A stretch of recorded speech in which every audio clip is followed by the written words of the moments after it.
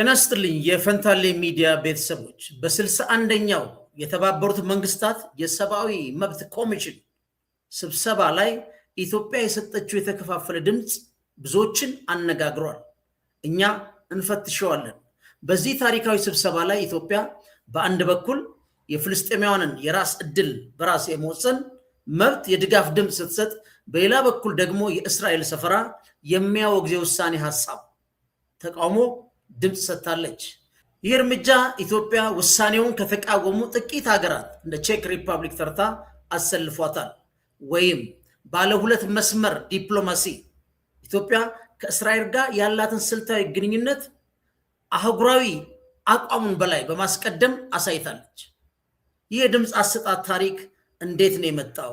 ከየት ነው የቀጠለው ለማለት ከ2017 እስከ 2026 ያለውን ስንመለከት በ2017 አሜሪካ ኢየሩሳሌም የእስራኤል ዋና ከተማ ማድረጓን ኢትዮጵያ ተቃውማለች። በ2021 እስከ 2022 በጋዛ እና በአይሲጄ ጥያቄ ላይ ድምፅ ከመስጠት ተቆጥባለች። በ2025 እስከ 2026 የእስራኤልን ሰፈራ የሚያወግዘውን ውሳኔ እስከ መቃወም ደርሳለች። እነዚህ እያደጉ የመጡ በኢትዮጵያ መንግስትና በእስራኤል ግንኙነቶች የሚያሳዩ የውሳኔ መቀየሮች ናቸው። ለዚህ ጉዳይ ግን አምባሳደር ነቢያት የውጭ ጉዳይ ሚኒስቴር ቃል አቀባይ ውሳኔውን የሰጠነው ከሉዓላዊ ሀገር ህልውና ጋር ወይም እነሱ በሌሉበት የሚሰጠውን ውሳኔ በመቃወም እንጂ እስራኤል በህገወጥ ሰፈራ ላይ በምታካሄደው በመደገፍ አይደለም ሲሉ ክርክራቸውን ትላንት አቅርበዋል። በአዲስ ዘመን ፕላስ አምባሳደር ነቢያት የሚሉት ምንድን ነው? አባል ሀገራቱ በእነዚህ አገር ተኮር የውሳኔ ሀሳቦች ላይ እንደ ብሔራዊ ጥቅማችን የተለያየ አቋም አንጸባርቀናል። ከገለልተኝነት ወጥተን አሁን ስልታዊ ድጋፍ ከብሔራዊ ጥቅም አንጸባርቀናል ነው የሚሉት። ኢትዮጵያ በበኩሏ ሀገር ተኮር የውሳኔ ሀሳቦችን አሉ የምትቃወምበት መርህ መሰረት ያደረገ አቋሟን በማንጸባረቅ ቁልፍ በሆኑ ጉዳዮች ላይ ድምፅ ሰጥታለች ሲሉ የኢትዮጵያን ውሳኔ ተከላክለዋል። ቃል አቀባዩ ጨምረውም እንደሚሉት እንዲህ ያሉ ውሳኔዎች የሚመለከታቸው ሀገራት ፍቃድ ሳይታከልባቸው የሚወሰኑ መሆናቸው የአገር ሉዓላዊነት ሊጋፉ እንደሚችሉ፣ አንዳንዴም ከዓለም አቀፍ የፍትህ አካላት ስልጣን ጋር ተደራራቢ ስለሚሆኑ በዚህ መልኩ ተቃውመናል ነው የሚሉት። እንደ ፈንታሌ ሚዲያ የቃል አቀባዩ የዚህ የሉዓላዊነት መነሻ እንደገባን በኢትዮጵያ ፌዴራላዊ ዲሞክራሲያዊ መንግስት እና በትግራይ ኃይሎች መካከል በተደረገው ጦርነት ላይ ይህ ተቋም የተባበሩት መንግስታት የሰብአዊ መብት ኮሚሽን አጣሪ ኮሚቴ መሰየሙ ሁላችን እናውቃለን። በዚህ ስያሜ ላይ የኢትዮጵያ መንግስት ሉዓላዊነትን ይዳፈራል፣ ሉዓላዊ መንግስት ነኝ ራሴ ይሄን እዳኛለሁ ብሎም ጠይቋል። በወቅቱ ከነበሩት ክሶች አንዱ ጂኖሳይድ ነው፣ ሌላው ዋር ክራይም ነው፣ ሌላው ክራይም አገንስት ሂውማኒቲ ነው፣ ሌላው ኢትኒክ ክሌንዚንግ የመሳሰሉት በአጠቃላይ እንዲታዩ ቢወሰን ይሄ የዓለም አቀፍ ፍርድ ቤት ሊመለከተው ይገባል የሚል ክርክር ተነስቶ የኢትዮጵያ መንግስት የተሰየመውን አካል ፍቃድም ሳይሰጥም ሳያጣራም እሱ መረጃ ያገኘውበት ባለበት አጥንቶ ለዚህ ካውንስል ሪፖርትን አቅርቦ ተሰናብቷል። የኢትዮጵያ መንግስትም ቀጥሎ የትራንዚሽናል ጀስቲስ በኢትዮጵያ ውስጥ አሰፍናለሁ በሚል በፓርላማ ረቂቁ መቅረቡም ከዛ እንደ አዋጅ ስለመጽደቁ መረጃ የለኝም። ግን ከዛም በኋላ ጸድቆም ቢሆን አንድ የተቋቋመ ፍርድ ቤት ወይም ይሄን ሊያስፈጽም የሚችል የፍትህ አካላት ሲሰሩት አላየንም። አንድም ሰው አልተዳኘም፣ አንድም ሰው አልተጠየቀም። አሁንም ግዙፍ ወደሆነ ትልቅ ጦርነት ሀገሪቷ ልታዋልድ ያለችበት ሁኔታ በብዛት እየተመለከትን ነው። እንደ ፈንታሌ ሚዲያ ይሄ ጉዳይ ያነሳ ነው የአምባሳደሩ የሉዓላዊነት መከራከሪያ እስራኤል ራሷ ቆማ ባልተከላከለችበት ያን ውሳኔ እኛ አናጸድቅም አንደግፍ ነው ያሉትን ለማያያዝ ነው። ይህ የፈንታሌ ሚዲያ መረዳት ነው። ማንንም አይወክልም። የኛ ሚዲያ መረዳት ነው። ቻናላችን ላይክ፣ ሰብስክራይብ ካረጋችሁ በኋላ ወደ ዋናው እስራኤል በኢትዮጵያ ላይ ሁለት ግዙፍ ፖሊሲዎች ተከትላለች። ከቀዳማዊ ኃይለ ሥላሴ እስከ ጠቅላይ ሚኒስትር አብይ በዚህ ሂደት ላይ እና አሁን ባለው በሰጠነው ውሳኔ ምን ሊጠብቀን ይችላል? ምንስ ማድረግ አለብን? ያው አንድ ሀገር አይደል ያለን፣ እሱን ነው የምንወያየው። ቻናላችን ላይክ፣ ሰብስክራይብ ማድረጋችሁን አዘኑ።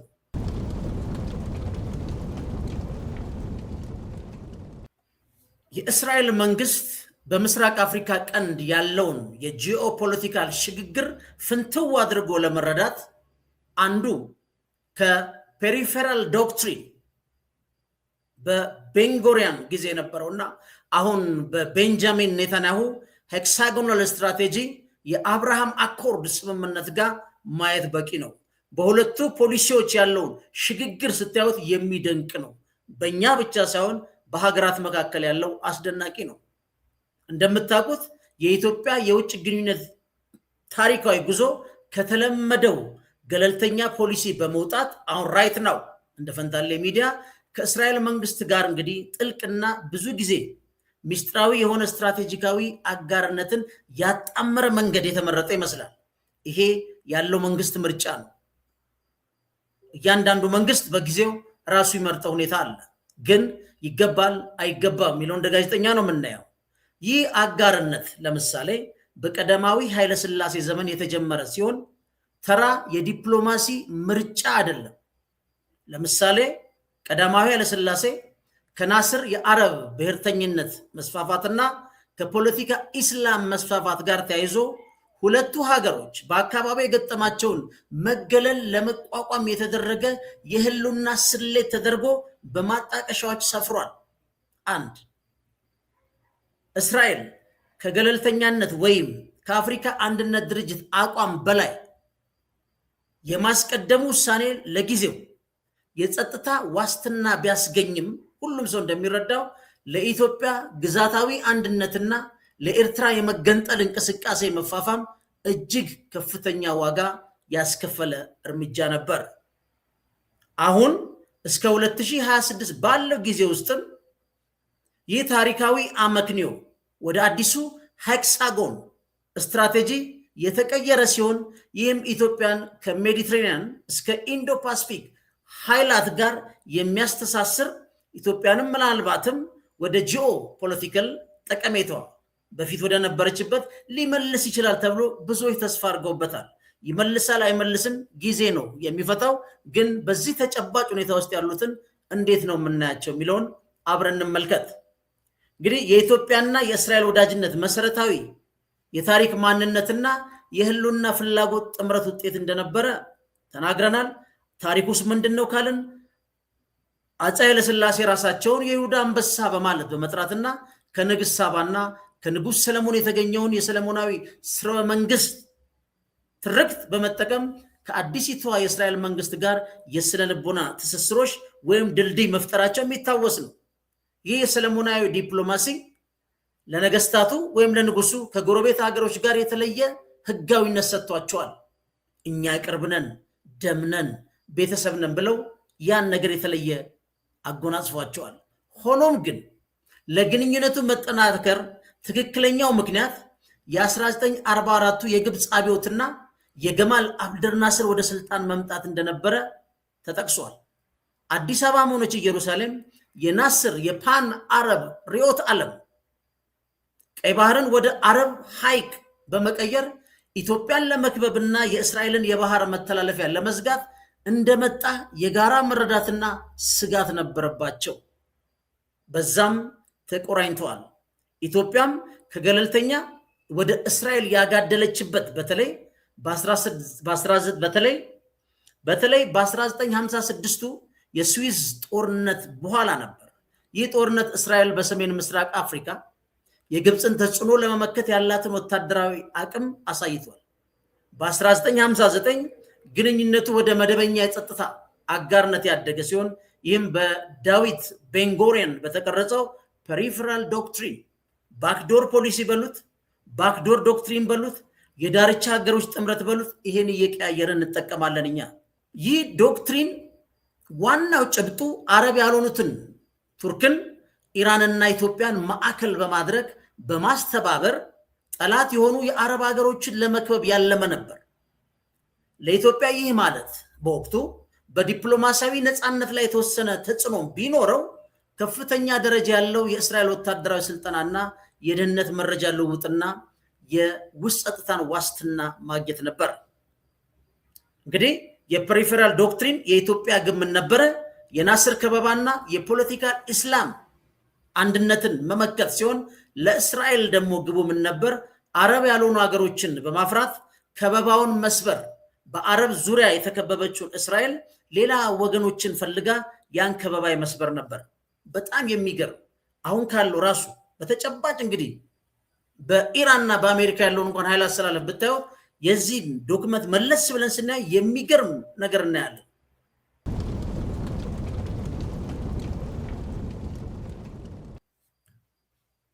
ይሄ ስንመለከት አሁን በጣም የሚገርም ነገር አሁን ካለው ተጨባጭ ሁኔታ ብዙ ነገር እንረዳለን።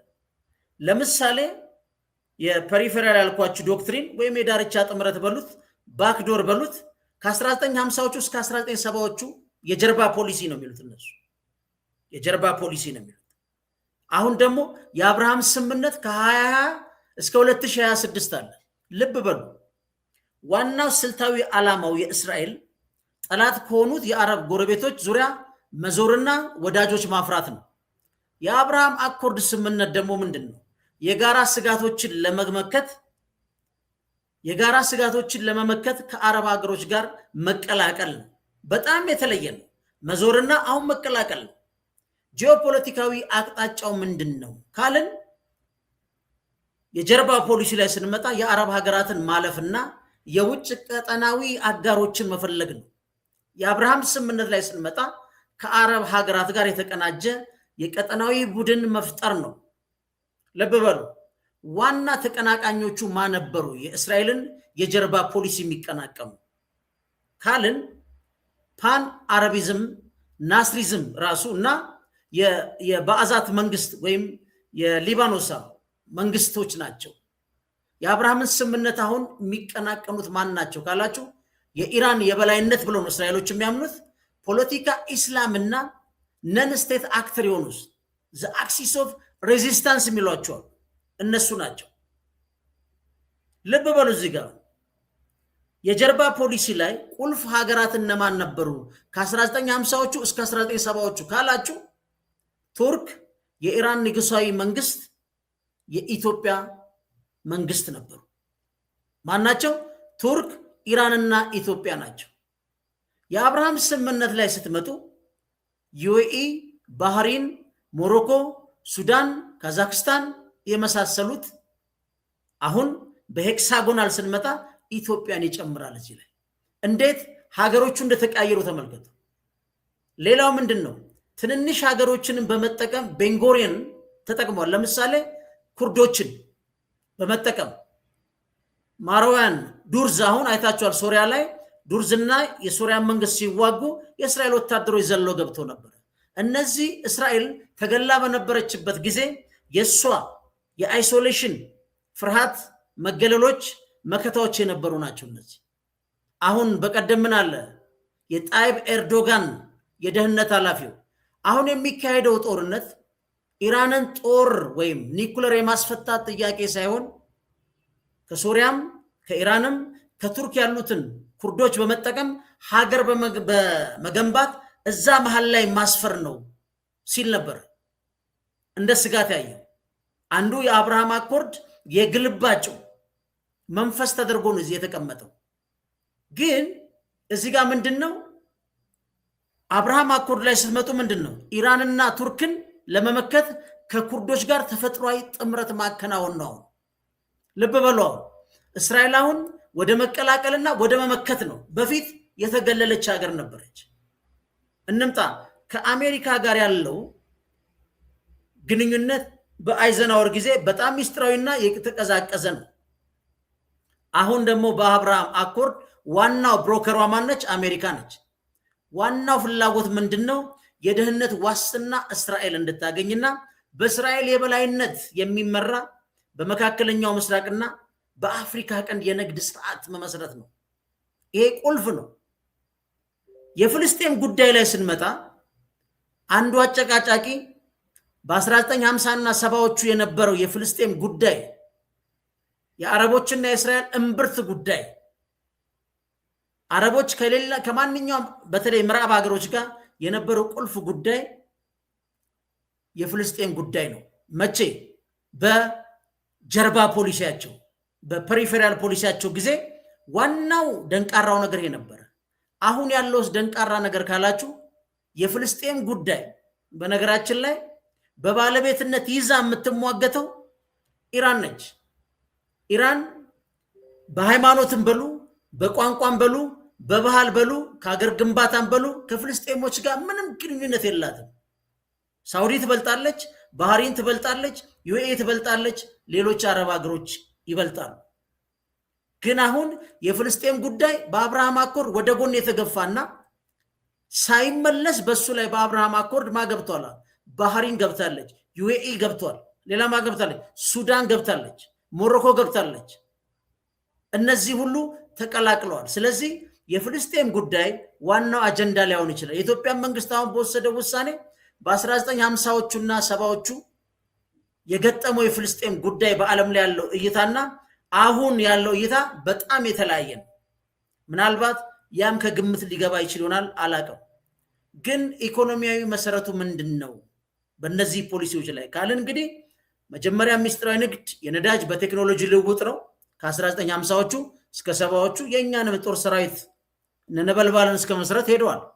አሁን ደግሞ የንግድ ስምምነቶች፣ የተቀናጁ የንግድ መስመሮችና የጂኦፖለቲካል ሺፍት ያመጣቸው ከመካከለኛው ምስራቅ ከኢራን እስከ ሁቲ እዚህ ጋር ያሉትን እስራኤል ደስ ስጋት የምታያቸው ሁኔታዎች አሉ።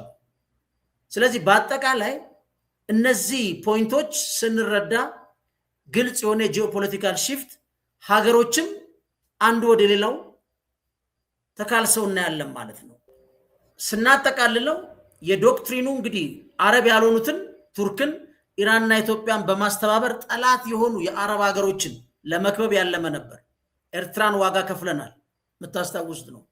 ለኢትዮጵያ ይህ ማለት በዲፕሎማሲ ነፃነቷ ላይ የተወሰነ ተጽዕኖ ቢኖረውም ከፍተኛ ደረጃ ያለው የእስራኤል ወታደራዊ ስልጠና፣ የደህንነት መረጃ ልውውጦችና የውስጥ ጸጥታ ዋስትና ኃይለ ሥላሴ አግኝተዋል። በወቅቱ የኢትዮጵያ ግቦች እንዳልኳቸው ፐሪፈራል ዶክትሪኑ ላይ የናስር ከበባና የፖለቲካ እስላም አንድነት ነው። የእስራኤል ግቦች አረብ ያልሆኑ ሀገሮችን በመፍራት ከበባውን መስበር ነው። ወታደራዊ ዘመናዊነት እንግዲህ የጸረ ሽምቅ ውጊያ ተዋጊ ክፍሎችን ነበልባል ተቋቁመዋል። የእስራኤል ግቦች የጦር መሳሪያዎችን መሞከርና የቀይ ባህርን መቆጣጠር ነው። የምታመርታቸውን ስትሰጥ ብቃታቸውንም በዛ ታያለች። ሌላ ዋናው ግንኙነት ምሰሷቸው ምንድነው? የሰለሞናዊ ማንነት ያለው ነው። የታሪካዊ ቀጣይነትን በመጠቀም የንጉሳዊ ስልጣንን ማጽናት ነው። ለአጋርነቱ ሞራላዊና ባህላዊ መሰረት መፍጠር ነው። የውስጥ ጸጥታ ንጉሱን ከመፈንቅለ መንግስት መጠበቅ አንዱ ስመነ ከ1957ዎቹ ምንድነው? ንጉሥ ኃይለ ሥላሴ እንዳይገለበጥ የእስራኤል መንግስት የመጠበቅ ጉዳይ አለበት። እስራኤል ደግሞ በዚህ በኩል በቀንዱ አካባቢ የተረጋጋ የምዕራባውያን ደጋፊ የሆነ አጋር ማግኘት ብቻ ሳይሆን ቀይ ባህር ላይም ቦታ የማግኘት ፍላጎት ላይ የተጋባ የጸጥታ ግንኙነቶች ነበሩ ማለት ነው። ስለዚህ የወታደራዊ ደህንነቱን አጋርነቱን አሰራር ነው ቁልፉ ብለን አሁን እየተናገርን ያለ ነው። ስለዚህ በኢትዮጵያ ውስጥ የፔሪፌራል የባክዶር ዶክትሪን አተገባበር በዋናነት በጸጥታ ላይ ያተኮረ ነው ስንል ምን ማለታችን ነው? በ1960ዎቹ እስራኤል የኢትዮጵያን ልዩ ወታደራዊ አቅም በመገንባት ረገድ ዋነኛዋ መሐንዲስ ነበረች። እንደ ሽሞን ፔሬስ፣ ኢሳቅ ራቢን ያሉ ከፍተኛ የእስራኤል ባለስልጣናት አዲስ አበባ በመጎብኘት የመከላከያ ስትራቴጂዎችን አስተባብረዋል። የዚህ ትብብር ተጨባጭ ውጤት የነበልባል ክፍለ ጦር 5ኛው ክፍለ ጦር መቋቋሙ ግልጽ ነው። ይህ ክፍለ ጦር በውስጡ የሚነሱ አመጾችን ለመመከት በ10 ሺህ የእስራኤል የሰለጠኑ ወታደሮች የተገነባ ነበር። የእስራኤል አሰልጣኞች በደቀ መሐሪ የሚገኙን ወታደራዊ ማሰልጠኛ ትምህርት ቤት ያስተዳድሩ ነበር። ኢትዮጵያን ማሪን ኮማንዶ ኃይልም ገንብተዋል። ባህር ኃይላችን ላይ አሻራ አላቸው። ይህ እርዳታ እስከ ንጉሠ ነገሥቱ የውስጥ የደህንነት ድረስ የዘለቀ ነው። የእሳቸውንም የውስጥ ደህንነት ውስጥ ተቀላቅለው የነበሩበት ጉዳይ ነው። የእስራኤል የደህንነት አማካሪዎች በኢትዮጵያ ሚስጥራዊ ፖሊስ ውስጥ የተካተቱ ሲሆን በ1953 አፄ ኃይለ ሥላሴ በብራዚል ጉብኝት ሲያደርጉ ሳለ የተሞከረው መፈንቅለ መንግስት በመመከት ረገድ የማይናቅ ሚና ነበራቸው። እስራኤል እነዚህን አገልግሎቶች በመስጠት ለንጉሠ ነገስቱ አስፈላጊ ሆና ብትቆይም ይህ አቅርቦት ግን በክልሉ ጠላቶች አይን ኢትዮጵያን ዋናዋን የጽዮናዊ የውጭ ካምፕ እንድትታይ አድርጓታል። ቁልፉ ጉዳይ ይሄ ነው። ይሄ ማለት የኤርትራን ጉዳይ ለስትራቴጂካዊ አጋርነት የተከፈለ ዋጋ ነው ተብሎ የሚናገሩ በርካታ ጸሐፊዎች አሉ። ኢትዮጵያ ከእስራኤል ጋር በመወገኗ የከፈለችው ዋነኛ ዋጋ ይላሉ የኤርትራን ግጭት ዓለም አቀፋዊ መልክ እንዲይዝና ይበልጥ እንዲፋፋም ማድረግ ነው። አንድ የኢትዮጵያ መንግስት የእስራኤልን ድጋፍ ለማጠናከር ሲል የኤርትራን አመጽ በተለይ የኤርትራን ነፃነት ግንባር ጀብሃ የሚመራውን ለአፍሪካ ቀጠና የተጋረጠ የአረቦች አንዱ ስጋት አድርጎ ያቀርብ ነበር። እስራኤልም ነፃ የምትሆን ኤርትራ የአረብ ደጋፊ በመሆን በቀይ ባህር ላይ የባህር ከበባ ታደርግብኛለች በሚል ስጋት አመጹን ለመጨፍለቅ ከፍተኛ ድጋፍ አድርጋለች። ኤርትራን አመጽ ሆኖም ግን ይህ ግልጽ ወታደራዊ ትብብር እንዲሁ በቀላሉ የመጣ አይደለም። ያለፍነውም ከባድ ነው። የኤርትራ ነፃነት ግንባር ትግሉን ምን አረገ? ከጽዮናዊነት ጋር ከሚደረግ ጦርነት ጋር በማያያዝ እንዲሰብክና ፕሮፓጋንዳ እንዲሰራ እድሉን አግኝቷል። የኢትዮጵያ አገዛዝ የጽዮናውያን ተላላኪ በማለት በመፈረጅ ኤርትራውያን ከአረብና ከእስልምናው ዓለም ከፍተኛ ቁሳቁስና ፖለቲካዊ ድጋፍ እንዲያገኙ አድርጓቸዋል። ለምሳሌ ሶሪያ፣ ኢራቅ፣ ሊቢያና የመን በ1962 ለጀብሃ ድጋፍ ኢቨን የመጀመሪያው ስልጠና ሶሪያ ላይ እንዲያገኙ ተደርገዋል። ግጭቱን እንደ አረብ እስራኤል ጦርነት አንዱ አካል ሆኖ ወደ ኢትዮጵያ ተጎትቷል። የመካከለኛው ምስራቅ ጠብ ወደ ኢትዮጵያ መጥቶ በኤርትራ አማጽያንና በኢትዮጵያ መንግስት መካከል ልክ ትግሉ ወደዛ ተቀይሮ ታይቷል። ይህ ከአረብ ሀገራት የሚፈሰው መሳሪያና ስልጠና አነስተኛ የነበረውን የሽምቅ ውጊያ ወደ ዘመናዊና ለረጅም ጊዜ የሚዘልቅ ጦርነት ቀይሮታል። በተጨማሪም ይህ ግንኙነት ኢትዮጵያ በአፍሪካ አንድነት ድርጅት እና በማይመቹ ሀገራት ዘንድ ያላትንም ስም በከፍተኛ ሁኔታ ጎድቶት ነበር ነው። ስለዚህ በልዩ ልዩ ስብሰባዎች ላይ ቀዳማዊ ኃይለ ሥላሴ ምን ነበር የሚቀርብላቸው? እንደ ሊቢያና አልጄሪያ ያሉ ሀገራት ኢትዮጵያ በእስራኤል በቀይ ባህር ደሴቶች ላይ ወታደራዊ ካምፕ እንድትመሰረት ፈቅዳለች በሚል በአደባባይ የወነጀሏት ነበር። ምንም እንኳን ኢትዮጵያ ውንጀላውን ብታስተባብልም ዲፕሎማሲያዊ ጫናው ግን ንጉሱ ላይ ቀላል የሚባል አልነበረም። ይህ የጽዮናዊት ትስስር የአረብ ሀገራት ለኤርትራ ዘመናዊ መሳሪያና በሱዳን በኩል መጠለያ እንዲሰጡ እንዲያገኙ ዋነኛው ምክንያት መሆኑን ማጣቀሻዎች ያሳያሉ። ስለዚህ ይህ የ1966ቱ መቋረጥና የሳውዲ ቃል ኪዳን ስንመለከት ደግሞ የሚገርም ነው። ውጥረቱ እንግዲህ በ1966 የዮም ኪፐር ጦርነት ወቅት ጣሪያው ላይ ደረሰ ማለት ነው። ከአረብ ሀገራት የደረሰባት ከፍተኛ ጫና ኢትዮጵያና የተጋረጠባት የነዳጅ እገዳ አፄ ኃይለ ሥላሴ ከእስራኤል ጋር ያላቸውን ግንኙነት እንደገና እንዲመረምሩ አስገደዳቸው። በ1973 በኦኤዩ ስብሰባ ላይ የአልጄሪያው ፕሬዝዳንት ሁዋሪ ኢትዮጵያ ከእስራኤል ጋር ግንኙነቷን ካቋረጠች አረቦች ለኤርትራ አማጽያን የሚያደርጉትን ድጋፍ እንዲያቆሙ ተጽዕኖ እንደሚያደርጉ በአደባባይ ቃል ገቡ። በተመሳሳይ ጊዜ የሳውዲ አረቢያ የቀረበውን ጥያቄ ይበልጥ ማራኪ ነበር ይባል ነበር። እሱም ንጉስ ፋይሰል ኢትዮጵያ ጽዮናዊነትን ካስወጣች ለመሳሪያ ግዢ ለልማት የሚውል $200 ሚሊዮን እንደሚሰጧት ቃል ገብተው ነበር። ግን ምን ሆነ መጨረሻ ላይ?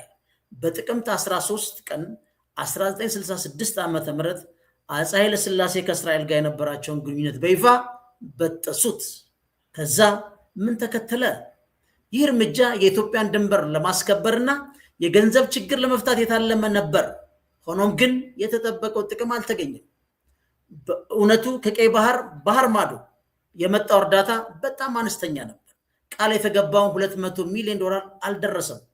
ግንኙነቱ ግን መቋረጡ የኢትዮጵያ ጦር ያለው ወታደራዊ አጋርነት በመተው ይህ በ1967 አብዮት ከመፈንዳቱ በፊት ለነበረው የውስጥ አለመረጋጋት ከፍተኛ አስተዋጽኦ ነበረው።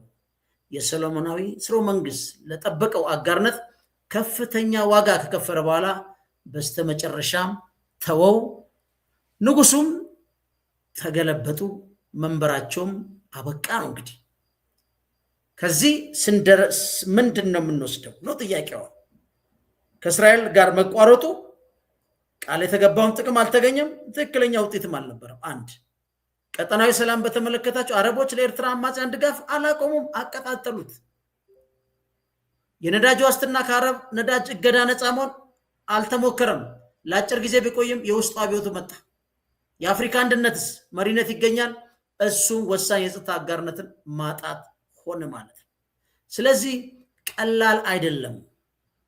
ለዚህ ነው ከዳርቻ ያላችሁ ወይም ፔሪፌራል ዶክትሪን ካላችሁ ወይም ከጀርባ ዶክትሪናቸው ስንነሳ ብዙ ዋጋ ከፍለናል።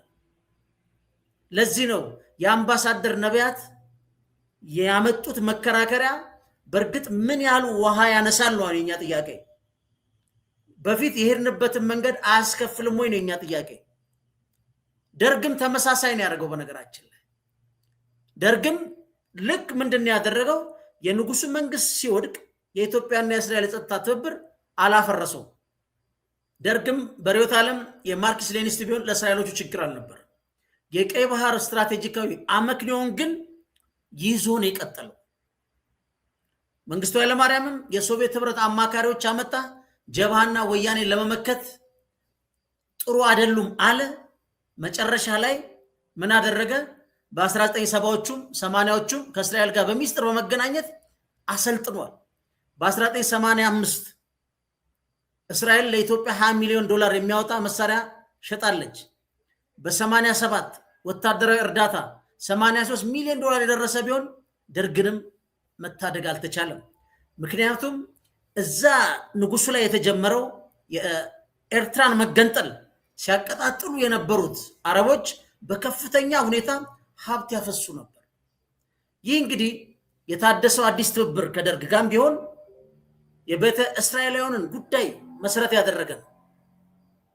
እነዛን ለማስወጣት እስራኤል አንዱ ያቀደችው ጉዳይ ነው። መንግስቱ ደግሞ ይህን እንደ ዋስትና በመጠቀም ምንድን ያደርግ ወታደራዊ እርዳታና ከአሜሪካ ጋር የዲፕሎማሲ ግንኙነት ይፈልግ ስለነበረ አስቡት። እስራኤልን በመጠቀም እስራኤልን ሁለት ነው፣ በገንዘብም ከአሜሪካም ጋር ልታስታርቀኝ ትችላለች በሚል በ1989 የስደት ፍቃድ በመስጠት ወታደራዊ እርዳታን ለመቀበል ሚስጥራዊ ስምምነት ተፈራረሙ። ይህ ግንኙነት በግንቦት 1983 የደርግ አገዛዝ ሊወድቅ ጥቂት ቀናት ሲቀሩት እስራኤል 35 ሚሊዮን ዶላር በጥሬ ገንዘብ በመክፈል 15,000 የሚጠጉ ቤተ እስራኤልን በኦፕሬሽን ሰለሞን ወደ እስራኤል እንድታጓጉዝ ፈቀደ። ደርግም በዛው ዚምባብዌ ገባ። ልክ እስከዛ ድረስ አሁን ምንድነው የቤንጎሪያን ፖሊሲ የጀርባ የእስራኤል ፖሊሲ የኢትዮጵያ መንግስት በይፋ በሐላል አልገፋው። ዛሬ የምንነጋገርበትም የኔታንያሁ ሄክሳጎን ስትራቴጂና አዲሱ የእስራኤል ከመገለል አረቦችን በመቀላቀል ማንን የንግድ ስርዓት ጸጥታዋን በዋስትና ምናልባት አሜሪካም ከወጣች ያን በማረጋገጥና የቱርክና የኢራንን በላይነት ለመመከት ያቀደችውን እቅድ ላይ እንነጋገራለን። በዚህ መሃል የሰጠነው ውሳኔስ ምን ሊያስከትል ይችላል? ደርግም ከፍሏል፣ ኃይለ ሥላሴም ከፍሏል። አሁን በቀጣይ አገሪቷ በያዘችው እቅድ ውስጥ ይሄ አዲሱ የሄክሳጎን ስምምነት ምን ሊያስከትል ይችላል የሚለውን አብረን ያለን ፈንታሌዎችንን ቻናላችን ላይክ ሰብስክራይብ ማድረጋችሁን አዘኑ።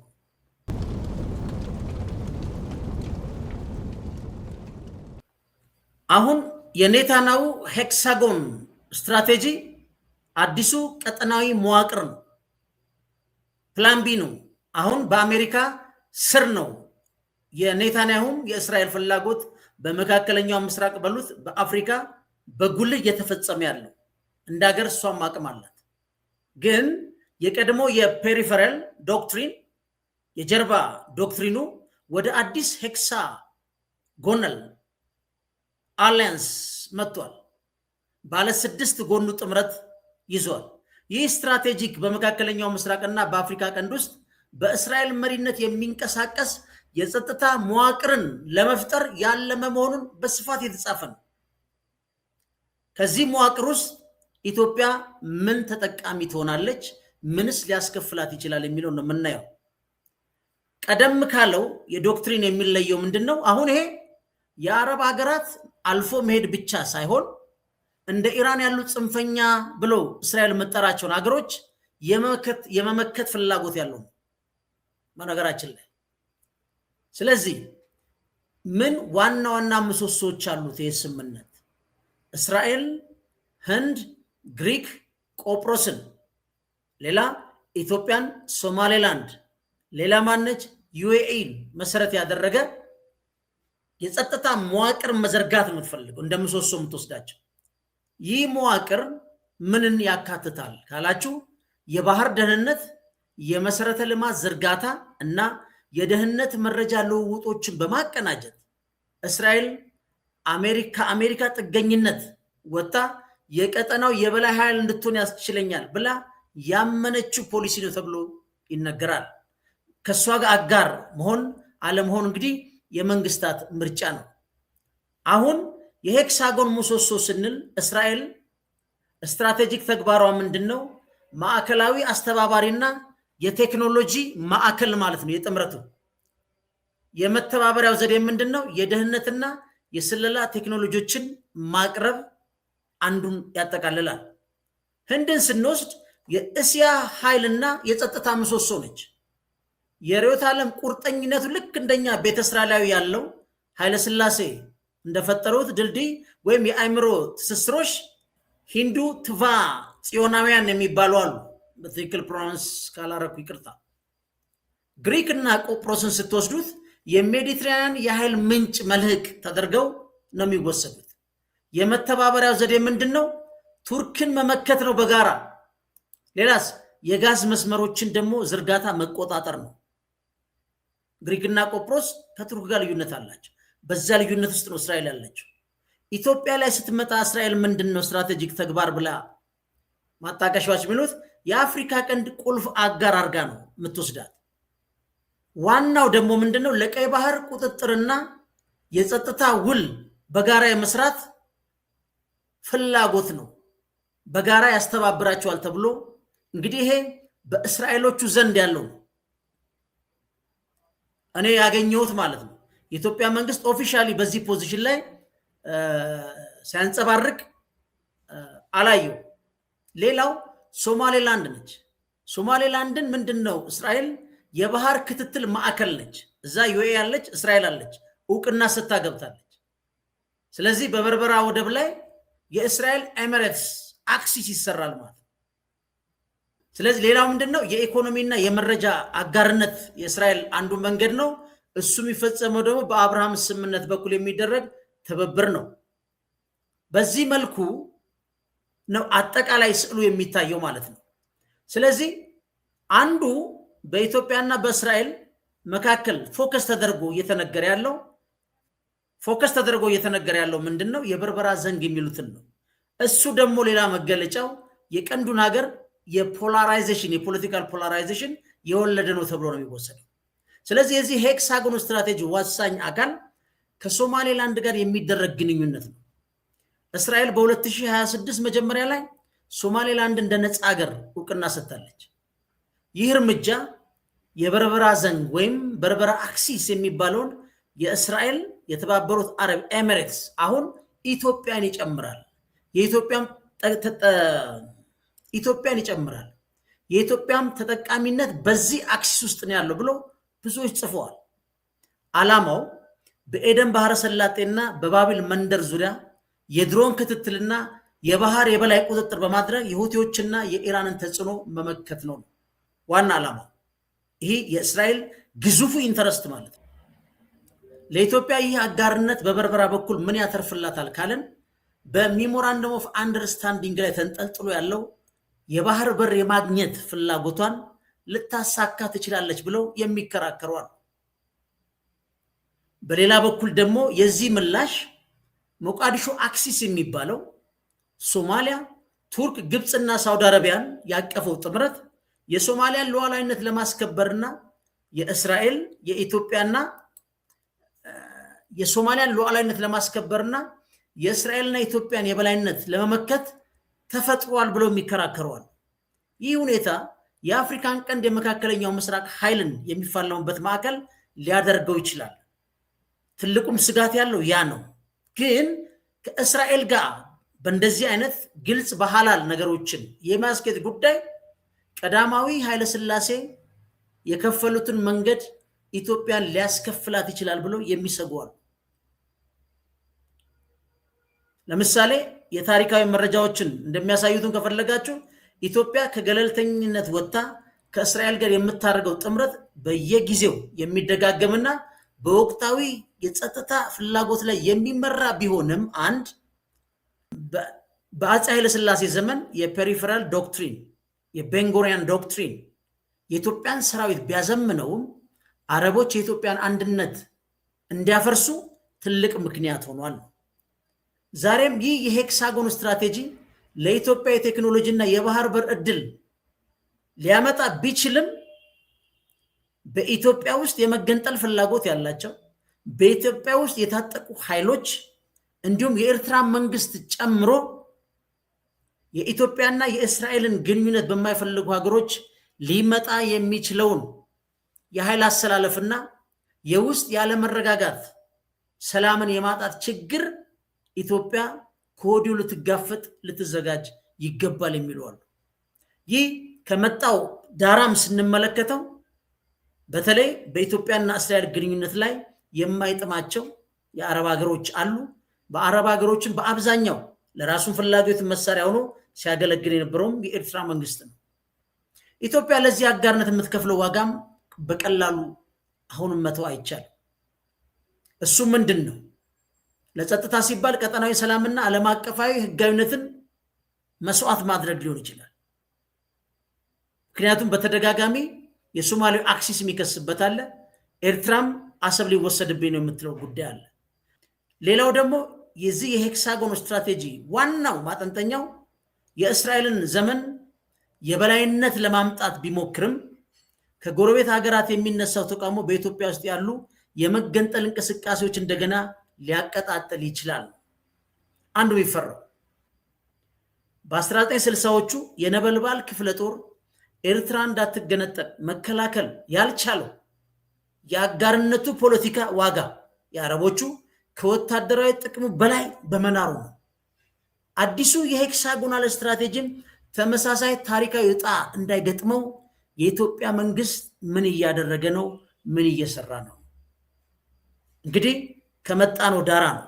ይህ የኢትዮጵያ ውጭ ጉዳይ ሚኒስትር ቃል አቀባይ አምባሳደር ነቢያት ጌታቸው ቢያሰፍሩት ቢያስረዱን መልካም ነው እንላለን።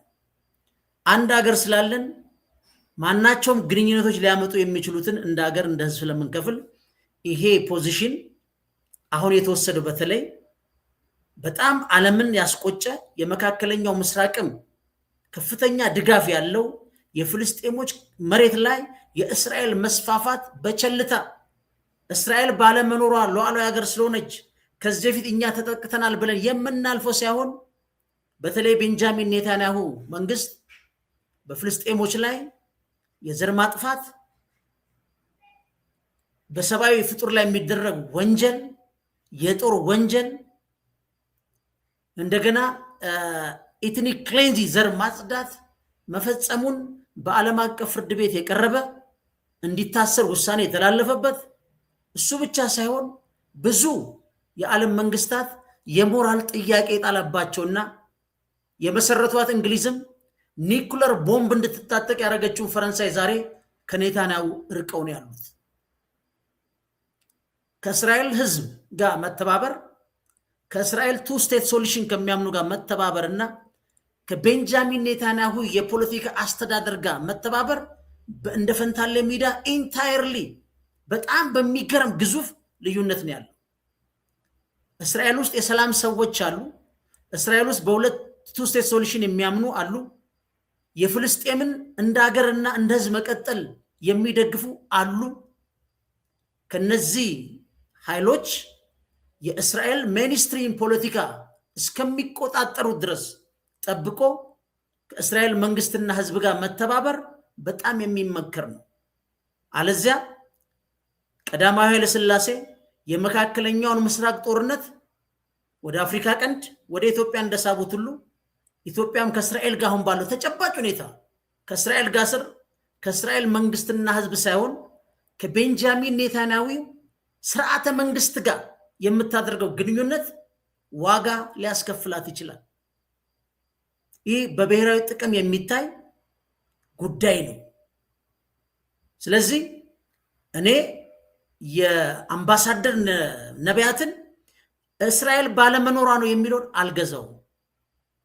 ስልታዊ ትብብር ሊሆን ይችላል፣ ግን ዋጋ እንከፍላለን። እንደ ፈንታሌ ሚዲያ ቢያንስ ፎር ሬከርድ ይቀመጣል። ቪዲዮ ባንሳሳት የተጀመረው መንገድ የተሻለ ቢያመጣልን አንጠላ። ፈንታሌዎች ነን። ቻናላችን ላይክ፣ ሰብስክራይብ ማድረጋችሁን አትዘንጉ። መልካም ምሽት።